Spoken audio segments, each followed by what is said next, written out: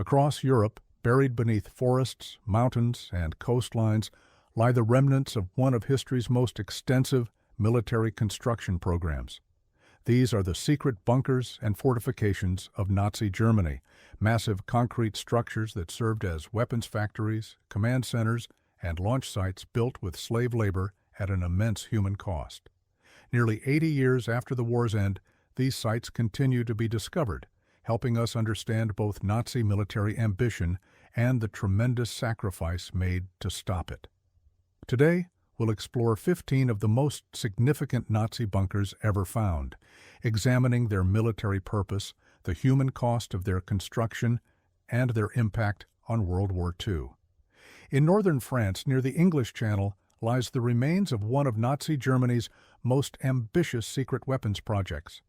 Codenamed Construction Project 711, this massive underground complex was designed to house Hitler's London gun, the V3 supergun, capable of launching 3,000 shells daily onto London.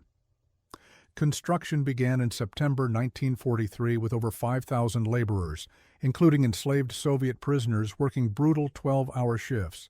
The complex featured two 600-meter railway tunnels buried 30 meters deep with 5 massive incline shafts for gun barrels. Allied bombers dropped over 4,200 tons of explosives on the site. The decisive attack came on July 6, 1944, when RAF dam busters deployed 16 12,000-pound earthquake bombs, causing catastrophic tunnel collapses. Canadian forces captured the abandoned fortress without resistance, and Churchill ordered its complete demolition using 36 tons of TNT. Today it operates as a museum honoring both Allied airmen and the slave workers who perished there. Just inland from Normandy's D-Day beaches, the Mazy Battery remained buried for over 60 years until British historian Gary Stern rediscovered it in 2004. This underground city featured 14 massive guns capable of firing on both Utah and Omaha beaches, connected by over 3 kilometers of trenches. What made Mazy particularly dangerous was its concealment below ground level, making it invisible to Allied reconnaissance.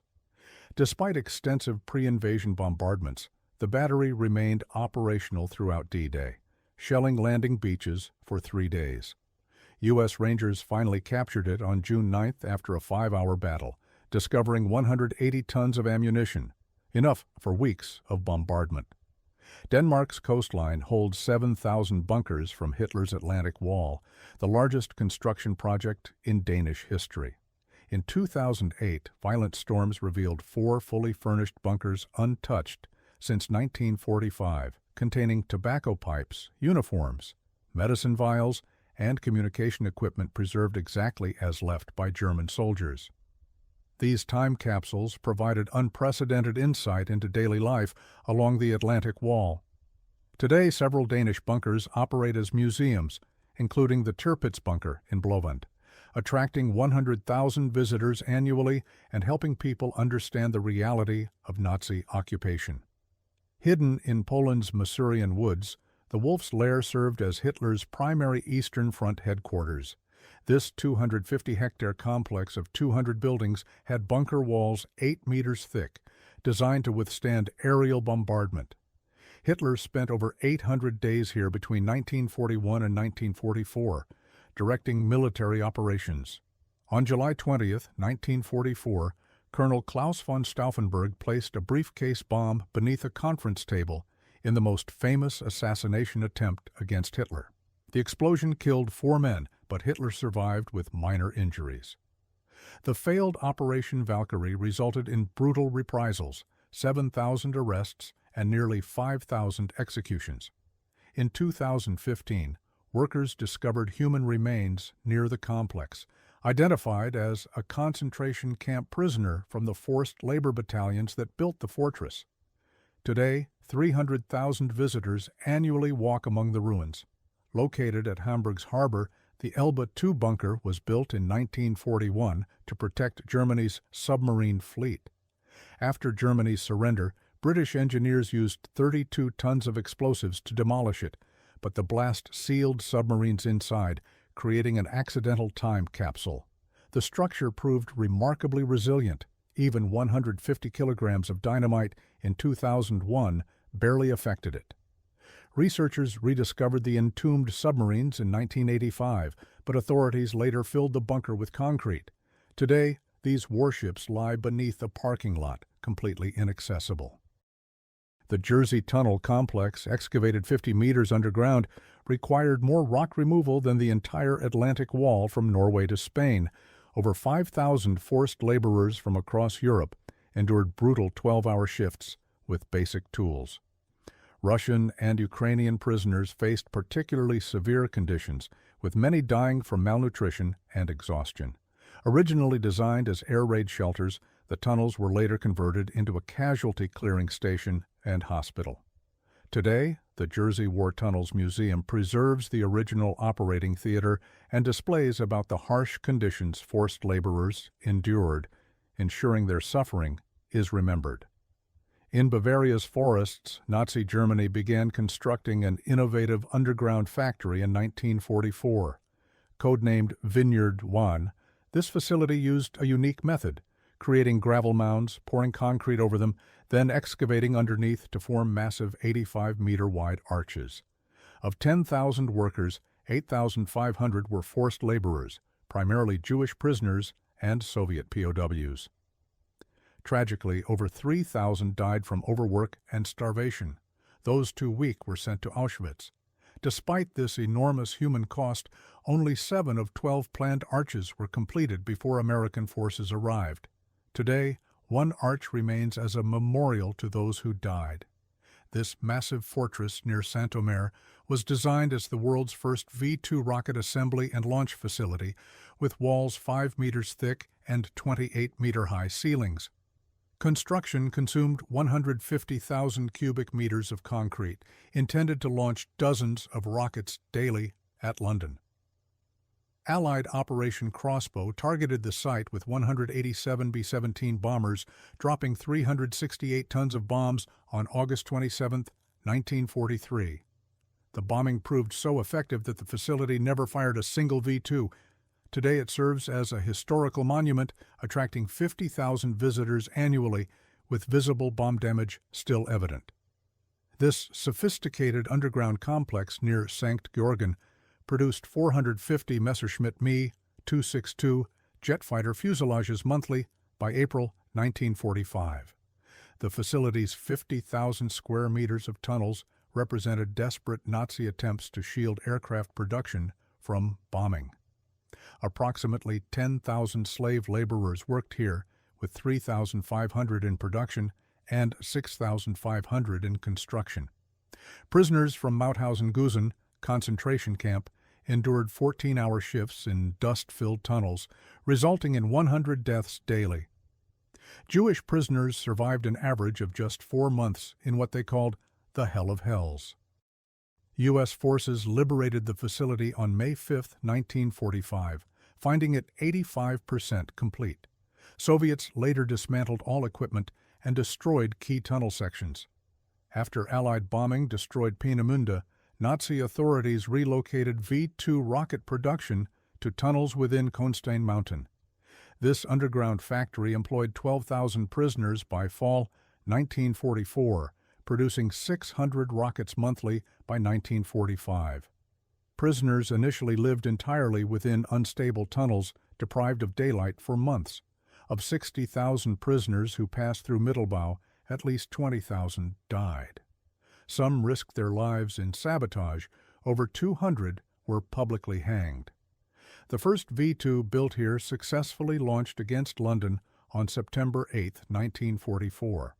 Today, the site serves as a memorial to those murdered in these tunnels. Positioned near Cap Gris-Nez, this battery featured 4 massive 380mm guns with a 55-kilometer range, easily reaching England.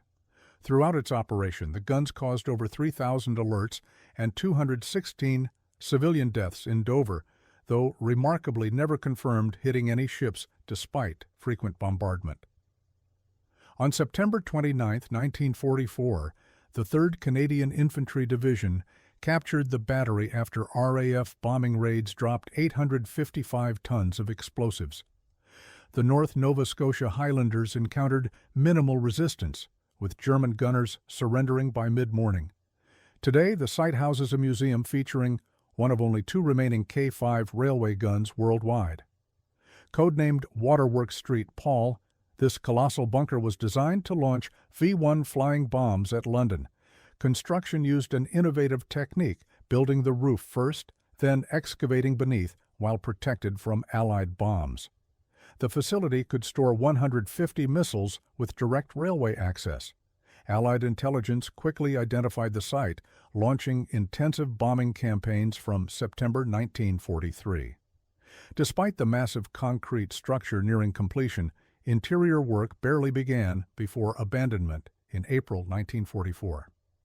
The bunker never fired a single V-1, testament to Allied bombing effectiveness. This enormous complex featured a 70-meter concrete dome protecting underground V-2 rocket storage and launch facilities. Designed to store 500 rockets and launch dozens daily at London, the facility represented Nazi Germany's most ambitious rocket base.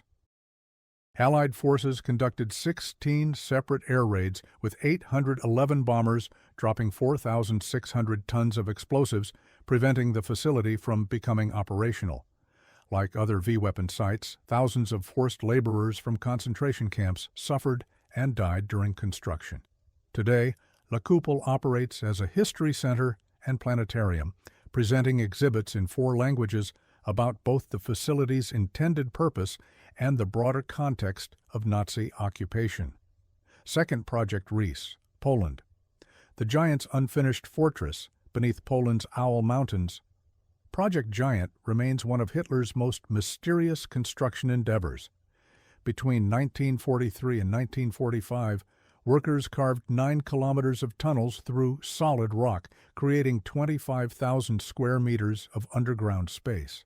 The exact purpose remains contested, possibly Hitler's headquarters or underground armaments production.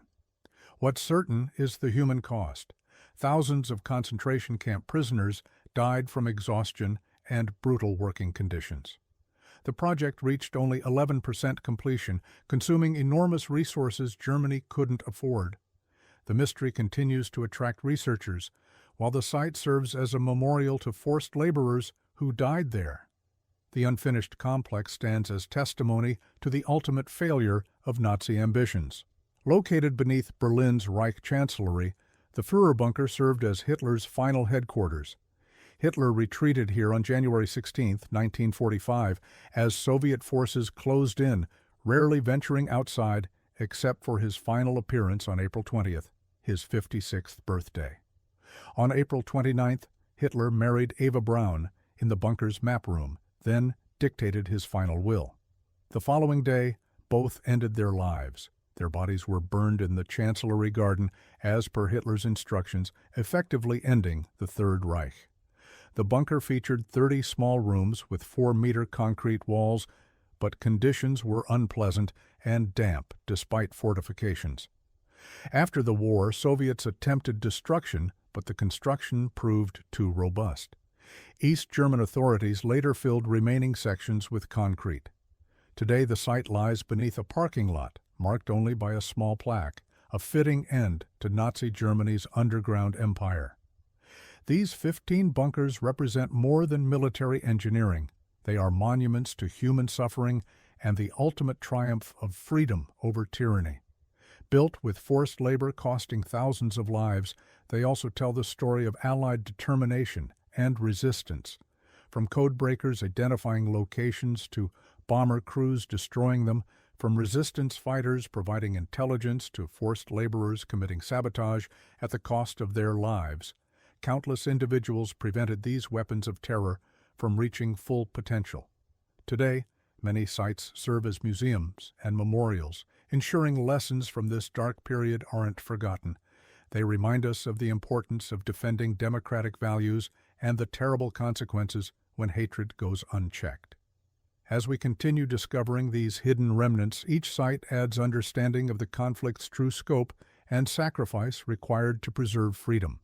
These bunkers, once symbols of Nazi oppression, now stand as monuments to human resilience and the ultimate victory of good over evil. The concrete may endure for centuries, but the memory of those who suffered and fought must endure forever.